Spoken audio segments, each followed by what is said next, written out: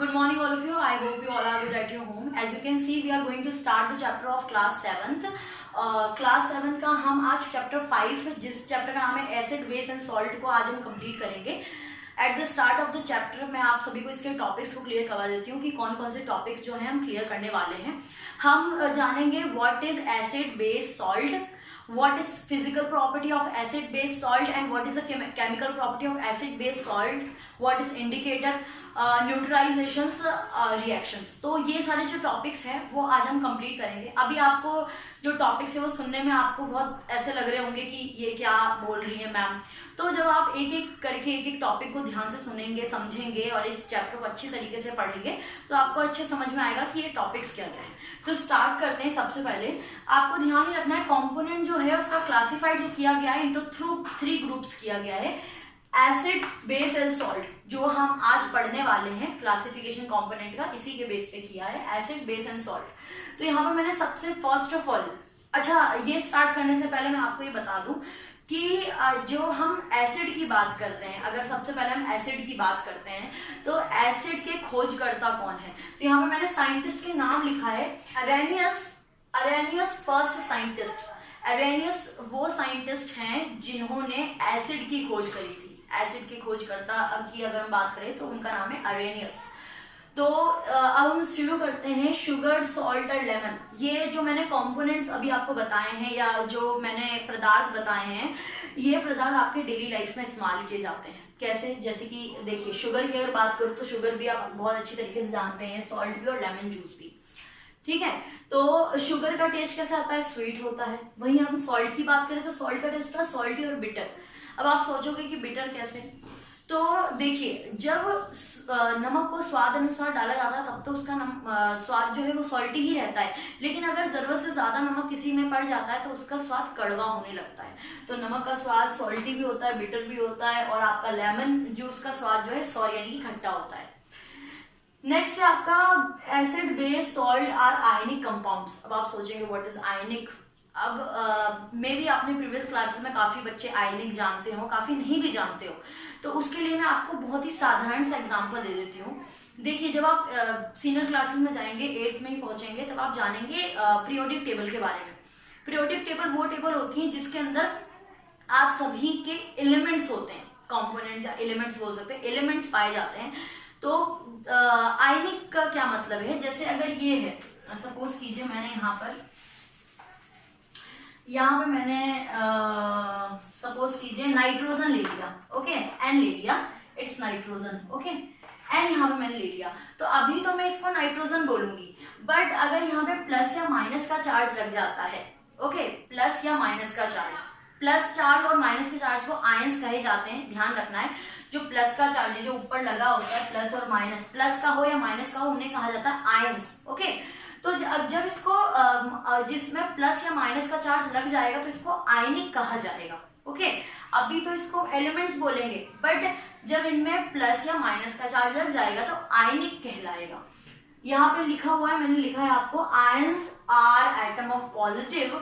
Ions क्या होते हैं? ध्यान से सुनना है. आयंस है क्या? बेसिकली आयंस पॉजिटिव या नेगेटिव चार्ज होते हैं. आयंस क्या है? पॉजिटिव या नेगेटिव चार्ज को आयंस कहा जाता है. और जिसपे ये चार्ज लग जाते हैं वो आयनिक कंपोनेंट्स या आयनिक्स कहलाते हैं. तो जैसे कि यहाँ पे सच एज एग्जांपल दिया है, अभी इसको मैं हाइड्रोजन बोलती, एच को क्या बोलते हैं? हाइड्रोजन कहते हैं. और अगर इसमें प्लस का चार्ज आ गया तो ये आयनिक बन गया. अब यहाँ पर जो मैंने ये टेबल आपको नजर आ रही है, ये टेबल वो टेबल है, यहाँ पे मैंने कुछ एसिड के नेम लिखे हैं, उसके सोर्सेस लिखे हैं. ये सोर्सेस से बेसिकली वो वाले सोर्स है जो कि आप डेली लाइफ में देखते हैं. बहुत ही इजी होगा इसके तरीके से आपको समझना कि आखिर ये क्या है. तो ये सारे एसिड यानी खट्टी की बात हो रही है. यहाँ पे एसिड है, all this things are the acid. और यहाँ पे उसके सोर्सेस है. सोर्सेस मतलब जहां से वो उत्पन्न होते हैं, जिसके अंदर वो पाए जाते हैं, ये बोल सकते हो आप. विनेगर, दैट्स हिंदी में इसको कहा जाता है सिरका. ठीक है, विनेगर के अंदर कौन सा एसिड पाया जाता है? उसमें पाया जाता है एसिडिक एसिड. विनेगर के अंदर कौन सा एसिड पाया जाता है? Acidic acid. और कितनी मात्रा में पाया जाता है, कितने प्रतिशत पाया जाता है? तो वो 6 से 7% एसिडिक एसिड विनेगर में यानी कि सिरके में पाया जाता है। वही हम लेमन ऑरेंज की बात करें तो आपका सिट्रिक एसिड लेमन में और ऑरेंज में, सिट्रिक एसिड, ये सारे एसिड के नाम है, ध्यान रखना है आप सभी को। सिट्रिक एसिड पाया जाता है लेमन में, ऑरेंज में। वहीं अगर हम सोर मिल्क की बात करते हैं, ठीक है, सोर मिल्क या कर्ड की यानी कि दही, जो दोनों ही खट्टे होते हैं, इन दोनों की अगर बात करते हैं इसमें लैक्टिक एसिड पाया जाता है। अब कभी भी आपसे कोई सवाल पूछे कि अच्छा ये बताओ कि मिल्क में, सोर मिल्क में, मिल्क में नहीं सोर मिल्क में या फिर कर्ड में, कर्ड बोल सकते हो आप, दही में कौन सा एसिड होता है? खट्टापन तो होता है लेकिन कौन सा एसिड होता है? तो आपको रैंडमली जवाब देना है लैक्टिक एसिड। तो हर एक के अंदर जो आपको खट्टा लगता है, जैसे आप नींबू लेते हो वो भी खट्टा होता है, ऑरेंज लेते हो वो भी खट्टा होता है, ठीक है। कई मात्रा में टी भी में खट्टापन होता है, अगर आप ध्यान से उसको टेस्ट करें तो खट्टापन टी में भी होता है, एप्पल में भी थोड़ा बहुत खट्टापन होता है। तो कोई भी चीज में जो खट्टापन होता है वो आपसे पूछे कि कौन सा एसिड है, तो आप इसके थ्रू एसिड के नाम बता सकते हो कि इसमें ये वाला एसिड उपलब्ध है। जैसे कि मैंने अभी आपको बताया सोर मिल्क में और कर्ड में कौन सा एसिड होता है? Lactic acid. वहीं अगर एप्पल की बात करें तो मैलिक एसिड एप्पल में पाया जाता है। वहीं अगर हम टोमेटो और गुआवा की बात करते हैं, यानी कि टमाटर की और अमरूद की बात करते हैं, तो वहाँ पे ऑक्सैलिक एसिड टोमेटो में और गुआवा में पाया जाता है। टी के अंदर टैनिक एसिड पाया जाता है। वहीं अगर आप आंवला के विटामिन सी की बात करते हैं, एस्कॉर्बिक एसिड पाया जाता है। एस्कॉर्बिक एसिड कहाँ पाया जाता है? आपका आंवला में और विटामिन सी में एस्कॉर्बिक एसिड पाया जाता है। ये सारे एसिड हैं जो सारे फूड आइटम में पाए जाते हैं। अब हम यहाँ पे स्ट्रॉन्ग एसिड की बात कर लेते हैं। अब आप सोचोगे स्ट्रॉन्ग एसिड का क्या मतलब है? ये भी एसिड है, लेकिन आपने एक चीज नोटिस करी है कि हमने ये जो जितने भी एसिड की अभी बात करी है वो सारे के सारे एसिड हमने फूड आइटम में आपको गिनवाए हैं। किसमें गिनवाए? फूड आइटम, ये खाने योग्य है। लेकिन कुछ ऐसे एसिड भी होते हैं जो खाने योग्य क्या आपके शरीर को टच करने योग्य भी नहीं होते हैं, और अगर वो आपकी स्किन के संपर्क में आ जाता है या उसको आप टेस्ट कर लेते हैं, वो आपके लिए बहुत ज्यादा हार्मफुल या बहुत ज्यादा खतरनाक हो सकता है। ओके, तो जैसे कि यहाँ पे मैंने कुछ जो स्ट्रॉन्ग एसिड के नाम लिए हैं, वो ऐसे काम करते हैं जैसे कि तेजाब काम करता है ना, उसी तरीके से काम करते हैं। तो ये आपके लिए बहुत ही हानिकारक होते हैं। हाइड्रोक्लोरिक एसिड, सल्फ्यूरिक एसिड और लैक्टिक एसिड, इनको सल्फ्यूरिक एसिड बोलते हैं। जब आप और इसमें अच्छी तरीके से जानेंगे तो आप इन कंपोनेंट्स के नाम को, जो आप इक्वेशन से उनके नाम को अच्छे से समझ पाएंगे। अभी जो मैं बोल रही हूँ उसको ध्यान रखना है।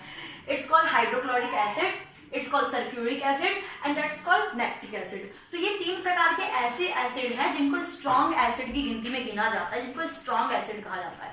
अब ये जो स्ट्रॉन्ग एसिड जो मैंने आपको बताया है वो ऐसे एसिड होते हैं जो कि खतरनाक होते हैं आपके लिए, आपके स्किन के लिए और टेस्ट के लिए भी। आप इसको टेस्ट करना बहुत ही खतरनाक होता है। वहीं अब हम, जैसे कि मैंने at the starting of this topic मैंने आपको बताया था, इस चैप्टर के अंदर हम chemical property, physical property, uses of जानेंगे। तो यही हम फर्स्ट टॉपिक पे आ चुके हैं, फिजिकल प्रॉपर्टी ऑफ एसिड। अभी हम एसिड की बात कर रहे हैं तो हम फिजिकल प्रॉपर्टी देखते हैं, एसिड की फिजिकल प्रॉपर्टी क्या क्या होती है। तो फर्स्ट कंटेन क्या बोलता है? एसिड हैव सोर टेस्ट। जैसे कि आपको पता है एसिड, ये जितने भी पदार्थ हमने लिए हैं उसका टेस्ट क्या होता है? खट्टा। एसिड का टेस्ट क्या होता है? सोर, दैट मीन्स खट्टा टेस्ट होता है एसिड का।